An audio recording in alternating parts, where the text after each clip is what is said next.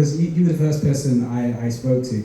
In one of your videos that we put out on Hustle on the Heels, you said that you have many, many interests. And I've kind of struggled with that. And I've learned that it's this idea called multi-potentialism, and a lot of creatives and entrepreneurs do have loads of interests and are pulled in different directions. So when you were trying to work out which one to concentrate on, how did you work that out, or did you work that out? Did you try everything at once, or did you kind of hone down and commit one and try it? Great question.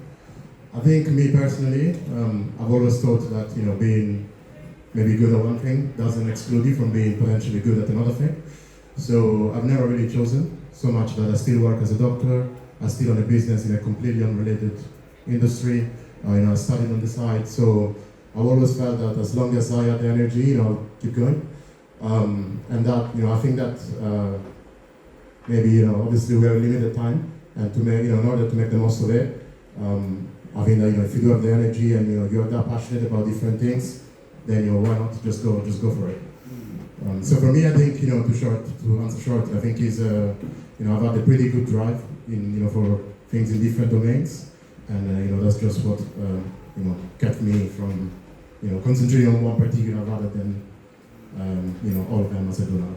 Yeah, just a build on question to that, like full time in the NHS, right? And then building quite a massive business on the side. So in terms of literal clock time on the clock, when were you working on this business? Was it throughout evenings? Was it weekends? And if it was those two things, did you have a social life? And did you live outside of just work and hustle? I think first of all, for me, my own business almost doesn't feel like work. As they always say, if you do what you like, then it's no work, essentially. For me, it's always been like that. And also, my business was actually born from the fact that I was extremely frustrated with uni. And, it's called dropout because I wanted to drop out of uni, which I didn't. But, so to me, I almost don't really have that conception of time in the sense that, when I'm working for my business, I'm enjoying it. Because at the end of the day, the bottom line is truly for me. And, it's almost like my, child. And, so I love it as that. Whereas, I guess, working in the NHS is not easy. And even more so, I guess, nowadays. But me personally, I do enjoy the interaction with the patients. I think that I learned a lot from patients, colleagues, seniors, everyone. So I think I just try to focus on the positive, and that allows me to keep going. I think that, to be honest, I do have a social life. I think I've had a pretty important social life, so much that I've been to this club so many times. So yeah. Yeah, cheers for sharing. Has anyone got any questions? Oh, we got one. Yeah. Okay, start to come through now. We're going to come through. Hey.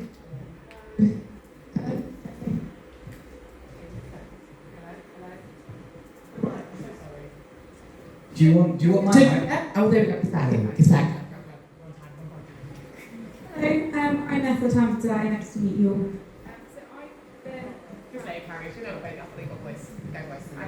So I've been a solo founder and a co-founder, and I found that I see all of you as listed founders, and often in the world of entrepreneurship, people say that it's better to have a co-founder.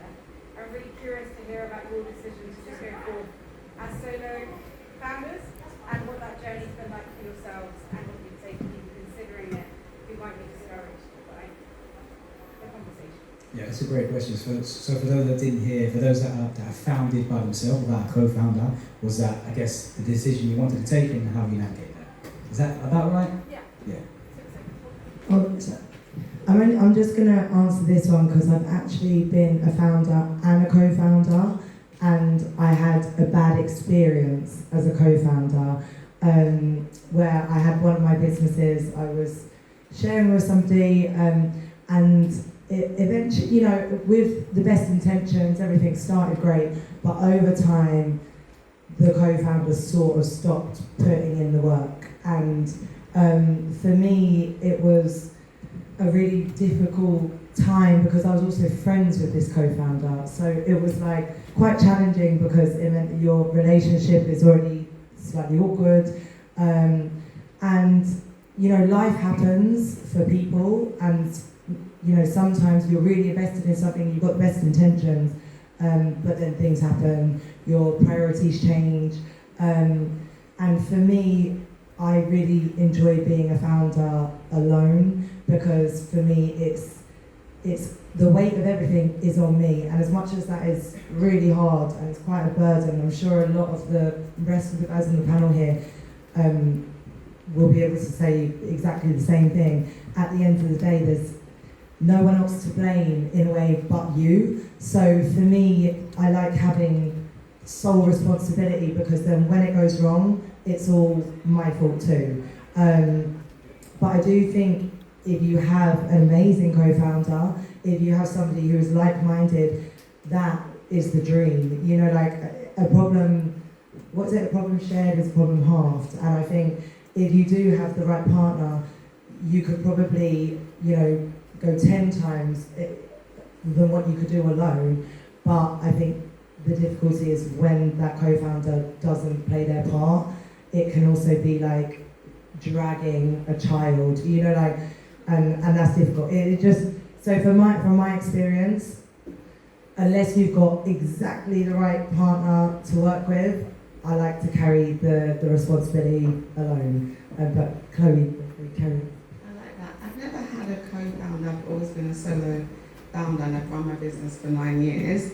And I must say that, like, being a solo founder can be really, really lonely, because yes, the buck stops at us, but when it comes to kind of like forward planning and the like where you want the legacy of the business that you want, sometimes you want to bounce off ideas with someone else that's at the same level as you, versus like your team, where you're paying your team to be there. And when you have people that potentially are kind of in it with you at the same level, you can kind of bounce off of each other. So I definitely found being the solo founder at times amazing, because I mean, it's called Chloe Digital and my name's Chloe. But sometimes I did miss having people at my same level. But what I did find over time was actually building out a strong senior leadership team that was able to actually compensate that. So for example, I have a COO that works with me, so I can be the CEO and she can be the COO. And I think it's important when you're trying to scale a business to have senior people within your team, whether they're on the co-founder, to be able to execute on your ideas and your vision. Depends on how big you want to take your business, but sometimes just as a solo founder and just having worker bees, so to speak, you can only get so far with the business, but you definitely need to have people around you who've got that kind of level up mindset like you do. I was going to add on, because some people will say that, I mean, having like a co-founder can be like a partnership, and some will say that the best thing kinship is a partnership. That's one person way of seeing it. But I do agree also with what Chloe is saying in regards to just having the right people at that stage with you. So some people go into like partnerships or having co-founders and you both kind of have the same experience and the same way of seeing things, the same dreams, but you don't always have the best skills. There was a book, I was trying to remember the name of it, I think it was called The E-Myth, and just talking about the different types of roles to have in your business. And I think when you're looking for, if you are looking for somebody to partner or co-found a business with, look at having somebody who doesn't necessarily match with your exact skills, but they have the alternative skills. So if you're the creative, they may be more of that logical and maybe good at reading tech stuff, and you're just good with getting ideas together. You know, look for somebody who has the opposite of what you have, so you can both come together. You know your roles, and it's very, very specific.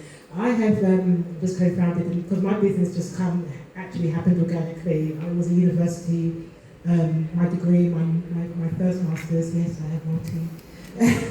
But it was my master's degree. And come on people, wake up, where are you at? At the end of the day, it's too late, isn't it? I do make jokes with myself when I feel a little bit nervous, like my friend here. So do make me feel a bit alone. But thank you, there you go. But yeah, so I started mine through my master's degree, and it just kind of organically happened 12 years ago. But I would consider having a co-founder if, like I said, their experience contrasted mine, so it could bring their angle to the business. That differs to me, we both know our roles. I think that's really key. Hi.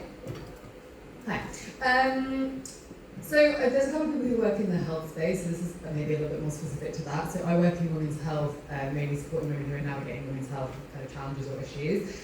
I feel like there's always a kind of difficulty with you know, like people understanding the problem that they have, particularly I think for women when it comes to like pain or issues that they're having. So I'm just curious how you sort of navigate that, or how you prioritize. I hate to call it like, it's not customer acquisition, but it's almost like helping people become aware of a problem and then kind of helping them to come to a solution. And actually, you're a small business, if you're a party of one or a party of a few, is it better to actually focus on people who know they have a problem? Or, do you know what, this isn't the most articulate question, but it's almost like, where do you focus your efforts? And I think particularly with something like health, which can affect so many aspects, but then therefore it can almost take more to then get people to invest in a solution, right? How do you sort of kind of, I guess, decide how you kind of overcome that? I don't know if that really makes sense, but hopefully. I think I'll jump in because I'm health, I guess. I feel like you can lead the horse to water, but you can't make it drink. So it's difficult because everyone, as humans, will do what they want to do when they're ready to do it. So I think it's more about focusing actually on what your offering is, and then maybe like making sure you get that to the audience, so when they're ready to actually make that move or make that jump, you're the first person in their head. And I think someone once said to me before, like, oh, you know, like my thing is fitness, I have like a fitness app and gym and stuff, and like they were like, you can't, when I think of fitness, I think of Body by Kira, because whenever I think of Kira, I think of that because she's constantly shouting about her business, in the same way that I'm sure Chloe is constantly shouting about digital and Kelly is constantly shouting about, you know, her book subscription. And I think it's just making sure that you're there at the forefront of people's minds, but you can't really, I think, persuade people. You can sell to people, we've all had a sales pitch, but if people don't believe in it, they're not really gonna buy it. If I buy something like, you know, under duress or under pressure, I'm not necessarily gonna use that product or believe in that company, whereas if I buy it because I've had that light bulb moment where I'm like, okay, I'm looking at myself, I'm not feeling good, I need to do something here, like I'm not in the best place in my life, then it's like, make sure that you're the person they think of when they're ready. So I think again, it just comes back to self and business and promotion and nailing down your skills so that you're in the forefront of people's minds when they are ready. I don't know if that answered. Did that answer? Was it? Yeah. Sorry, I want to quickly jump in here. I know my business is completely unrelated, but my customer base, technically to other people, is a really small customer base because I do subscription boxes but focus on Black protagonists. And with that, what I do is I just make sure I'm the best in that space. Like you said, I make sure my branding is on point. I make sure that the solution I'm providing is very clear to customers, to corporate companies.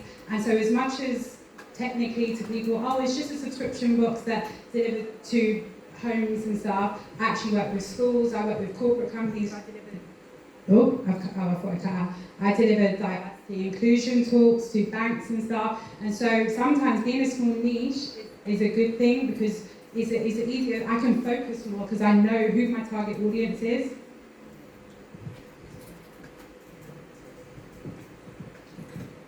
Sorry, I'm just going to stand. So respect.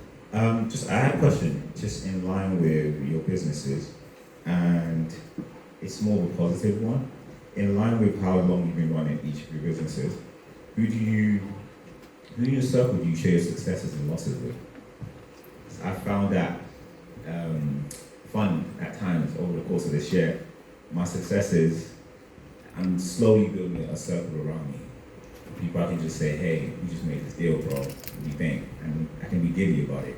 And yesterday I had a really successful day, and I had one person which I'm very grateful for, but at the same time I thought, okay, if that's how I feel, I know for a fact there's other people here who have successes and losses, and having the right people to share it with is such a key thing, I find. Anyone can take the question. I'm going to jump in and kind of links back to the other question here. I mean, I am actually quite a private person. Maybe it's my age as well, from a generation that kind of wasn't on social media when I was younger. So I do keep a lot of things personally to myself, but I know that in this age, as I say, facts tell stories. So, like your story is really what people engage in and what they're buying into. It's not just a product; it's also you. So by sharing the successes and the losses with your audience in some ways, I mean, be strategic about it and how you do it. I found that people can buy into that. So one of my major stories, which I shared on the Hustle and Hills Insta page, was about me having breast cancer the last 2 years. And when you're a business owner and you are a single founder, that is a massive part of your story. Though I have people help me, it does impact. Because you can't perform, you can't show up. And I didn't tell I have memberships as well. I didn't tell my community at the time because it was very personal. And not everybody will say the right thing at that time when you tell them you had cancer, that you go through it. So I didn't want to tell people because I'm trying to deal with that. But I thought when it gets to a point where I'm through chemotherapy and all that, I can share that. And I shared it with my community. And we didn't even know he was still showing up, he was doing it when he could. And I found that it helped me to engage with other people, but that kind of so-called lost story, or whatever you want to call it, it helped people to engage with me more. And then, to go coincide with what you were saying, sometimes you just have to let your situations you're going through be part of your story. It can be part of your narrative, part of your brand, because that's now become part of my brand, and I do build my business kind of off that as well. So, you can take that on board, but you can share. I do have my close-knit community. I'm a Christian as well, so I have my prayer group for people that I do share things with, who can walk through things with me. But I also do use social media in some ways to share those things, so others can see the realities of doing business, those highs and lows. Because I'm a business coach as well, so that is key to share. Sorry, I struggle with that one as well. Because, obviously, in going through business, you get so many successes, and then it starts to feel like, oh, another one. Do you know what I mean? So you feel like, am I boring people? Because something new's happened, will they be excited for me?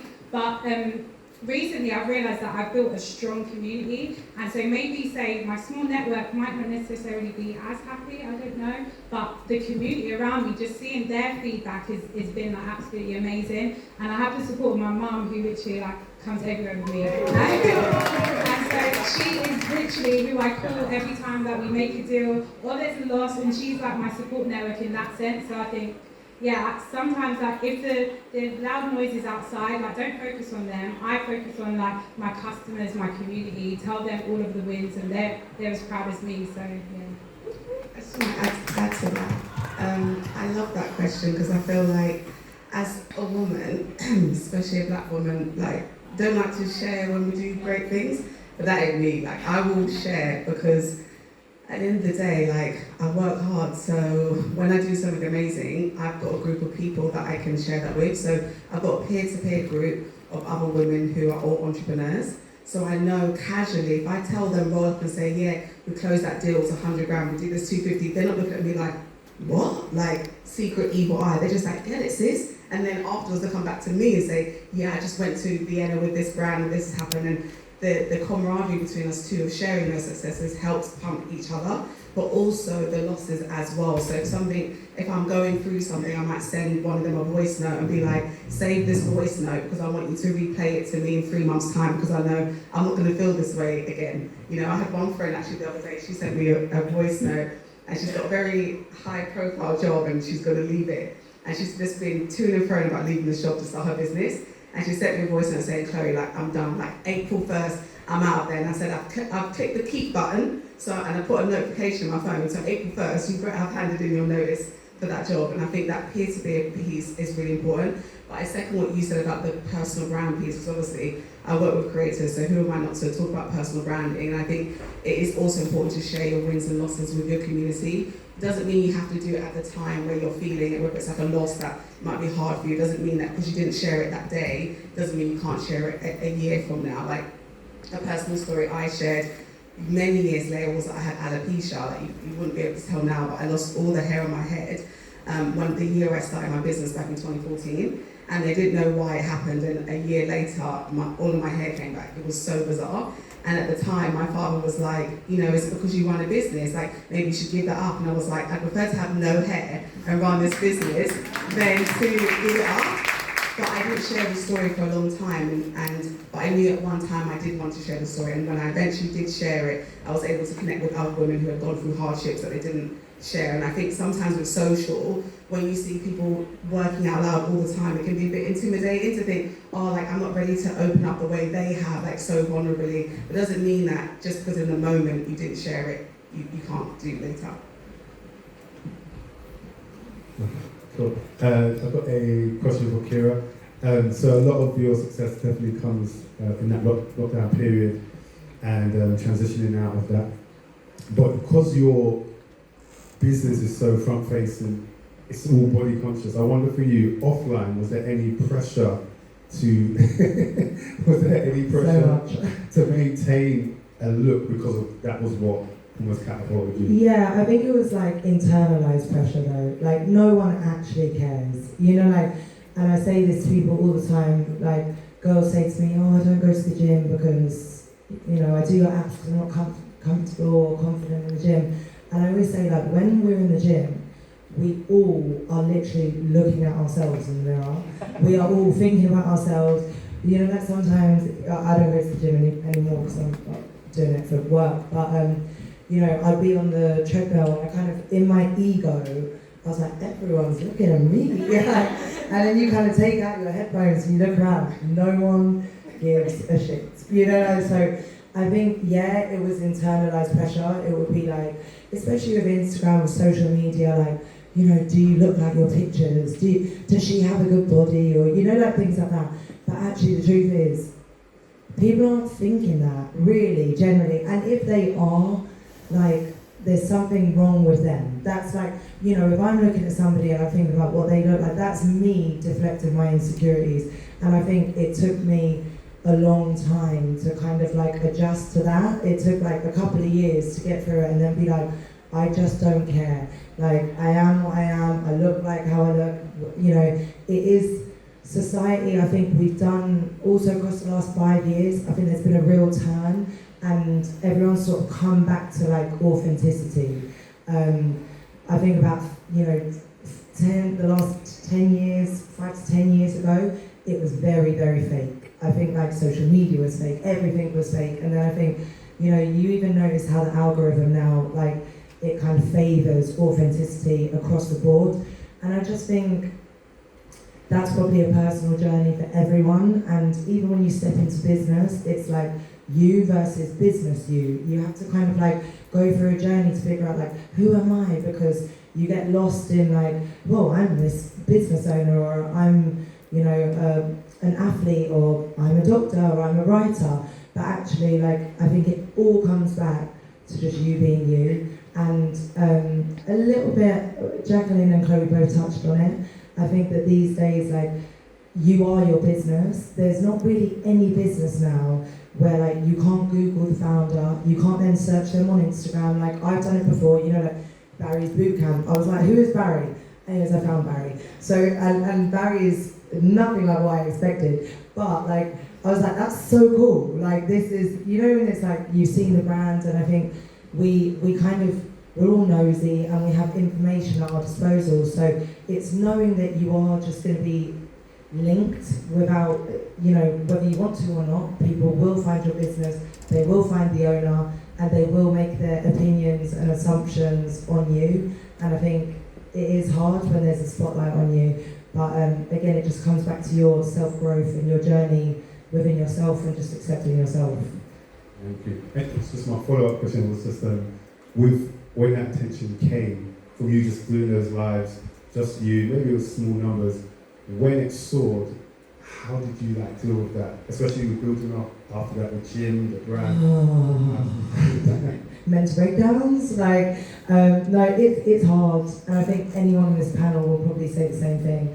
Having a business is so hard. And like, again, it's just, it's the journey. And I think, like, you know, I'm only like a few years in. I've been working for myself for like 8 years now, but I've actually only had my business for 3 years properly, 3 or 4 years.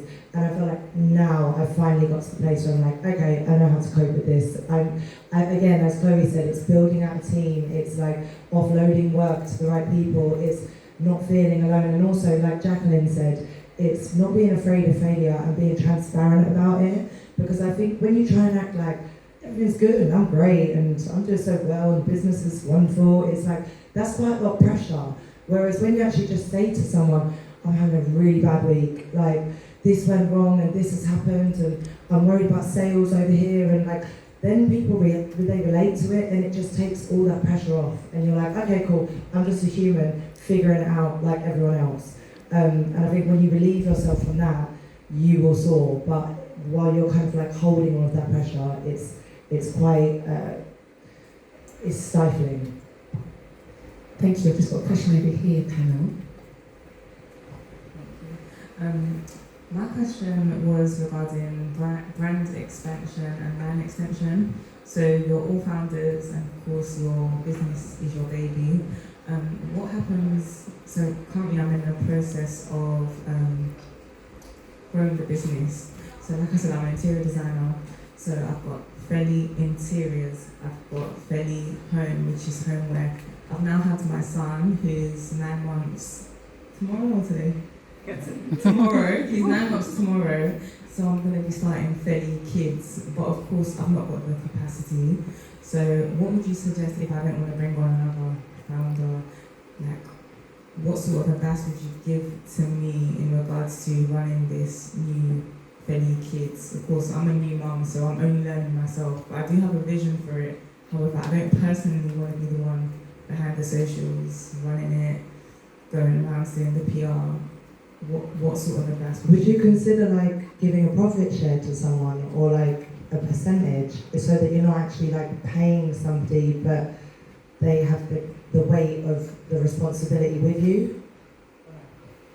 Would you? No, that's good. I have thought about it. I don't really know what sort of percentage. I don't know whether it'd be a 50-50. Never 50. No. I don't really know. But of course, like where the brand has a bigger, it has a mother brand, so this would be the baby brand. So yeah, just wanted to hear from you. Do you have budget for a team? Mm-hmm. How are the other businesses doing? Like, I want to understand your intention by doing a third thing versus doubling down on the ones you have. I think because my brand's based on like lifestyle and my current situation. So for example, interiors, we've recently just moved into our new home, so I'm doing a lot of home content at the moment, and of course just had a baby, so I'm putting up a lot of kids stuff, advertising a lot of kids stuff. So yeah, I guess I just want like clarity on what direction to go down without giving it out completely. Just a thought, like without, I feel like sometimes we want to be like, right, this is the whole business, and this is the whole business, and this is the whole business. Whereas actually, what about if you just started by like integrating little, like certain products that are kids, a certain element of kids, but within the other businesses, and then once that kind of gains traction and you're earning money off that, then you could look at splitting it out into another business. I think you might put a lot of pressure on your shoulders by being like, I've got to launch this big kids business, when actually it already might naturally kind of integrate with the other two businesses. I don't know what you were going to say, Jacqueline. You know what, because I'm listening to you, and with my company, African Fashion Guide is a consultancy, is connecting the manufacturers in Africa with the buyers and brands internationally. And when I started it, I got the trademark Fashion Africa, because I had a book called Fashion Africa. And then every aspect of my business, the different areas, are under that trademark. So there's Fashion Africa sourcing trips, and then like trips to the continent. There's Fashion Africa Business Academy, and then there's the Trade Expo, which is like a fashion tech platform. But everything has happened organically at the right time because the market requested it. And my thing, the same like what Claire was saying, it's kind of like, why do you want to do it? Because sometimes, I'm a creative, so I'm a fashion designer from my career. And creatives and entrepreneurs sometimes have that issue where we want to do everything. And in our heads, we've got so much ideas, and we want to do this, we want to do that. I'm not saying you can't, but do you need to, should you? Sometimes it's just maxing out the thing that you're doing right now. So it's like Kira, could do supplements, could do gym clothing, could do whatever else. There's so many more aspects, but is it the right time? Is the market asking for it? And do you have the capacity? If you don't, maybe, like saying, filter it in. Really think about, do I need to, or is it just a nice idea? I have about 25 businesses in my head. Okay, I wanted to do a gym back in the day. There's so many things I wanted to do, but do I have capacity and is it necessary? When it naturally happens, then it's easier. And if you have the team, that's going to be the major thing to be able to do. It sounds like you're not in that place, if I'm being straight up and down with you. And I don't even know you that well, but that's what it sounds like. Also, what like Jacqueline just said there, with the whole you could do like a sportswear line. I've thought about that so many times, and I really wanted to do it. And recently, I kept wearing like baggy t-shirts, and I was like, do you know what? I'm just going to do some baggy tees. And I didn't make a new company. I didn't make a new branding. I literally found the supplier.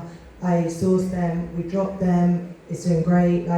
And this is it doesn't feel like a lot of pressure. I didn't put that much money into it, so it's like I'm letting it just naturally evolve. And then I feel like off the back of that, I had a meeting with another brand, and we're going to do like a collab on some workout clothes and stuff like that. And so naturally, once you start, it does flow. So I don't think quit. Something inside you is saying do it, and especially as a mother, your life is going to go that direction anyways. But don't put so much pressure on yourself that it needs to be a new business, because then even with me, I would be like, right, I need 4 businesses for 4 separate things. It's like, that's 4 separate sets of accounts, that's 4 separate teams, it becomes then a pressure where it's like, this business has to be making this much, whereas actually, you could just integrate it slowly without the pressure. I think sometimes we want to be like, I watch all these podcasts and it's like, people are like, I've got 8 businesses and this one's making this much and this one. And really, a lot of the time, you did a deep dive into that. Probably 4 of them aren't even functioning. A lot of it is like gas and air. So I think do it 100%, but do it in a way that isn't going to stress you out. Just want to quickly add on to that. I completely agree with you. Run before you can walk. And because I work with creators, everyone wants to just do the most, and you need to reverse engineer. This is what my CEO always says. When I come up with something, she goes, let's reverse engineer it. Why are we actually doing it, and why are we doing it now? Is it because you like the aesthetic of on your Instagram page there's 3 links and there's 3 different accounts? They got to be real with yourself. Is it because the first 2 businesses are absolutely killing it, you're on revenue target, and therefore you've got the capacity to another? Just understand why you're actually doing it in the first place, and then go from there. And always, I agree with what you said, start small. You're talking about gym and whatnot. Obviously Ben Francis is a great example of starting small and then going big. No one's expecting you to do something grandeur because no one knows what's in your head. So you can always reverse engineer, think, okay, in 5 years' time, I would love a kids' wear line that had all of these amazing things. Do your mood board, go on Pinterest, dream big. And then you say, okay, now, what would be the thing I need to do right now that I have the capacity to do? All I can do right now is share my favourite kids' clothes once a week on my Instagram stories every Friday. That's all I've got capacity to do. So you start it.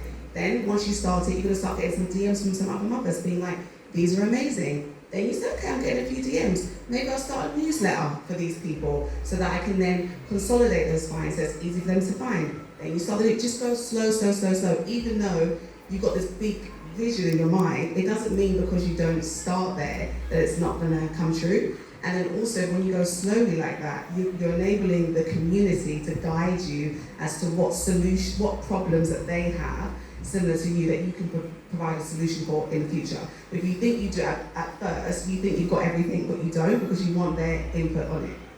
Okay. Sorry, can I quickly jump in as well? Because I'm in the kids space, I'm not a parent, so sorry, forgive me for saying this, but I do feel like when a lot of new parents have a baby, they want to create a kids company because I get all write a book or they want to create clothing and this, that and the other, and I just think take the time to really work out what is missing, and just even if it's for me, okay, I'm creative, completely creative. I've got so many different ideas, but what I did to kind of zone in on my ideas was create a subscription service where each month I can do all of my random ideas, and it's like I'm listening to myself, but at the same time, I've turned it into a structured business. But I just think, like, honestly, like, really see if there really is a market for it, because a lot of new mums do have that full process. Yes, just I wanted to address Jacqueline first and then the panel. Jacqueline, I went to one of your first event at City Hall, African Fashion Guide. This is about 3 or 4 years ago. That's an awesome. amazing event. I thank you so much for letting us know about your journey, because I was wondering, what was happening, because I do follow you a lot. Now this is a question to yourself and to everyone else. All right. Like yourself, I actually went through a cancer journey. But during that time, I did a bit of modeling. I was able to, because as I said, I lost so much weight. So I used that opportunity for, cancer. You are a hustler, man. I took, it was wonderful. I look terrible. And that was in between chemotherapy. But as I said, I took the opportunity. But as I said, I just wanted to ask, yourself, obviously, and the panel, what are the like one occasion where you had major challenges and used that challenge to create opportunity? It's because of the situation with breast cancer. As I said, I couldn't show up in the way. In social media, you're the face now. And I realised at that time, I just went a bit quiet, I just did what I could do. But my business was taking a hit. I couldn't show up, I couldn't connect, I couldn't do the things I wanted to do. And it was so hard. But I realised that having a subscription and digital, I've got a subscription box as well, I've got digital memberships, and that's what kept my business alive. And I have clients as well, consultants, and some consultancy work that I do as well. But then it was through that it evolved, that I realised this kind of saved my business. And then I went on to say that I'm going to start teaching people how to start subscription boxes and digital membership business models, so they can always have that regular income, recurring revenue coming in. So I took something that was a challenging situation, it brought something else out of it, and I was able to use that to now build a new business, because it naturally happens. I've been teaching people how to do that since 2020. But I'm sure others have even more challenges as well that you've overcome or not overcome, I don't know. Good point. Just thinking, I've had a lot of challenges, to be honest, so I wouldn't know where to start. But I guess one major thing for me is, as I said earlier, when I started the business, the challenges I was facing were quite even existential, I would say. I was always very good in school up to high school, and which I did in Italy and so on. And there, when you're very good, they're always like, oh, you should be a doctor because you're good in school. And especially, Nigerian parents, if anyone has. So I went down that route. And then, you go to medical school where everyone else was, as good in school as you are. And I realized actually, maybe that wasn't necessarily my true, I wasn't playing to my true sort of best skills. And I think, I went through the course, I probably got about to the 4th year, where really, I was like, I really cannot do this anymore. I think I'm interested in fashion, I'm interested in a lot of other things. And also, I realized that actually working in healthcare essentially is, not truly working for yourself and essentially following a lot of pathways and guidelines, which I felt wasn't quite, what I really wanted to do, even though there was, a lot of aspects that I enjoyed.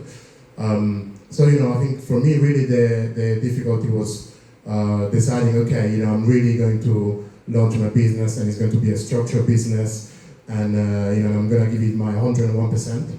And I know that I'll face a lot of critics, which I did, starting from, you're studying, you're not even doing well, so you shouldn't have a business, to, you're forming a business in a different country, because actually I live in London, and my business is in Milan, in Italy. And I've never lived in Milan, in Italy. So, I really took, I think, a lot of, almost like a leap of faith to an extent.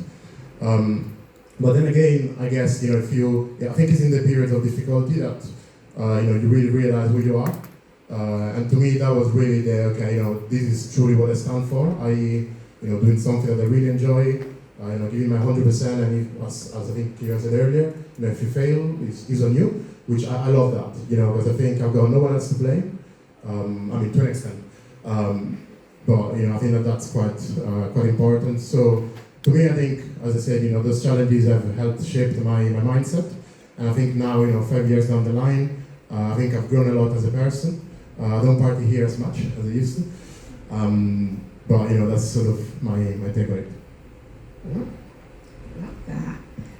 I would say, I think I might lean into maybe the beginning stage, the challenge maybe when I had alopecia, and the year that I had it, I did a talk in Dallas to hundreds of bloggers at the time, since 2014, and I stood on stage and I had my wig on, and no one knew underneath my wig there was no hair, and I was suffering behind the scenes. But when I came onto the stage and I was able to talk about, I think it was email marketing, so I was talking about email marketing in 2014, I know. And I was able to empower all of these women to take the next leap or the next step for their creative business.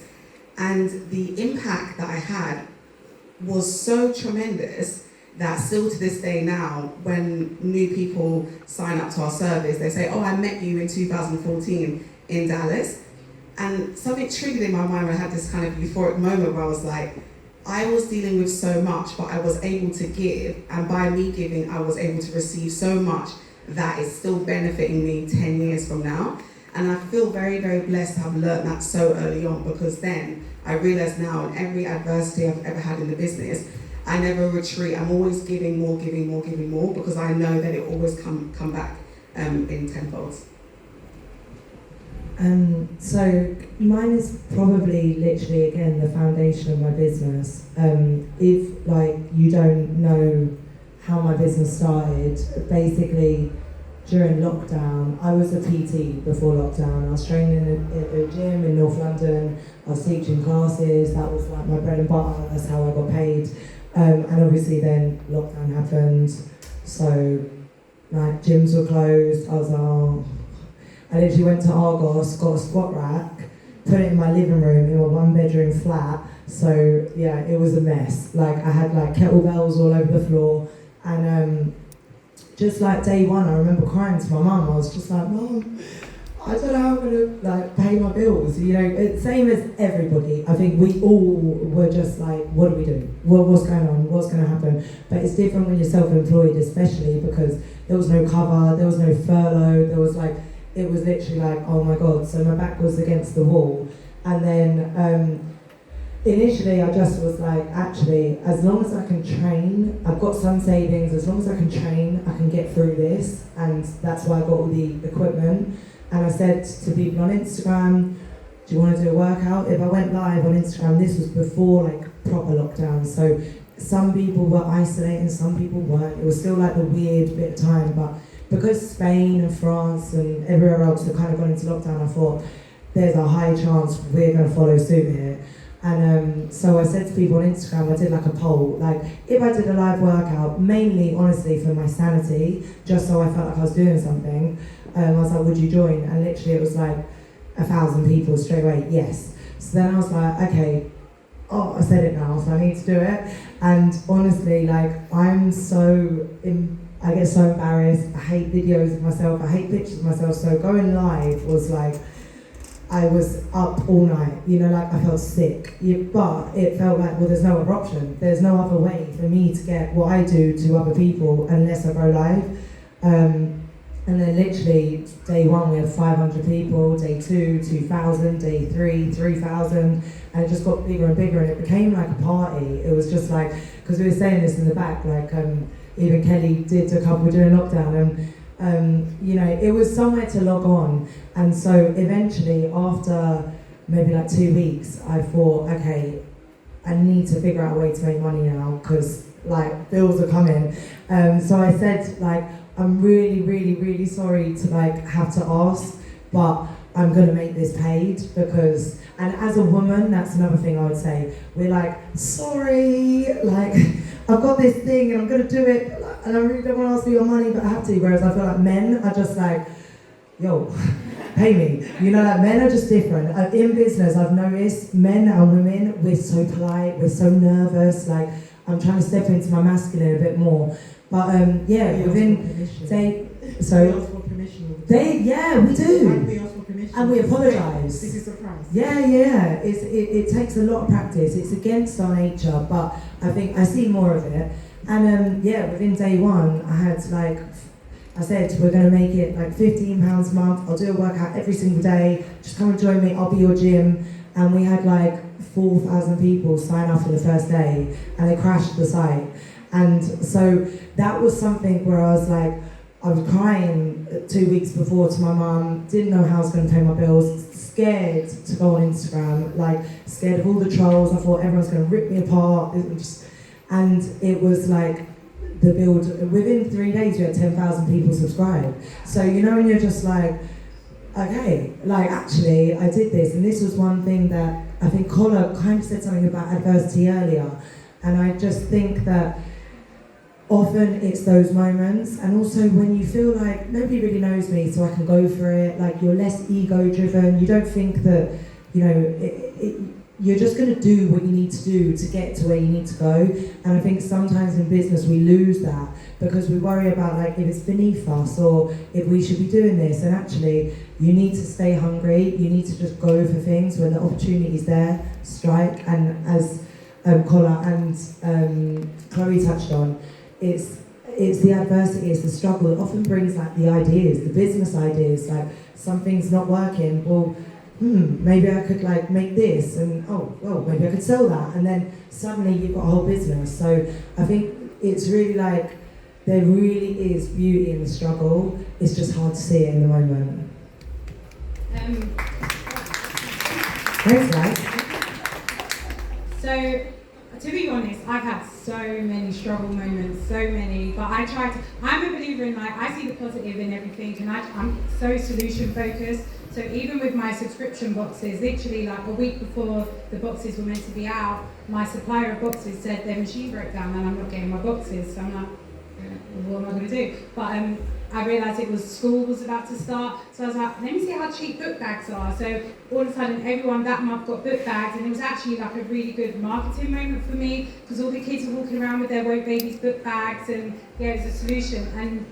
And even in regards to my bookshop, everyone thinks that was this long, thought-out, planned event, but I was actually in my previous office for like 7 years, and of late I realised that they were blocking deliveries and just kind of making a lot more work for me because I couldn't get my subscribers' deliveries out in time, and I was just like, I need to get out of there, and I found a shop, and I was like, right, speaking to my staff, Adrian, and I was just like, we're moving to a shop because it's a win-win. We'll have a shop front and then we can have the office in the back. And so it's just about creating solutions out of the problems that you face.